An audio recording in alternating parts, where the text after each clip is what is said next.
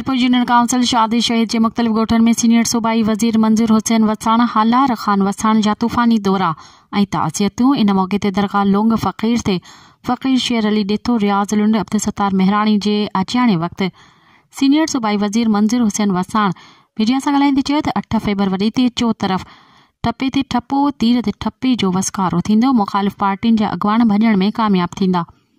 वज़ीर आज़म बिलावल भुट्टो थींदो ऐं वज़ीर आला पीपी जो जालो थींदो ऐं नवाज़ शरीफ़ ऐं शहबाज शरीफ़ जो कोई मुस्तक़बिल न आहे। मरियम नवाज़ हिन वक़्तु स्कैन ते आहे पर मुस्तक़बिल न आहे ऐं वज़ीर आज़म बिलावल भुट्टो थींदो। पीपी सदाईं अवाम जी मुश्किल घड़ीअ में गॾु आहे ऐं पीपी तरक़ियाती कमनि जा सॼे मुल्क पाकिस्तान में ॼार विछाया आहिनि।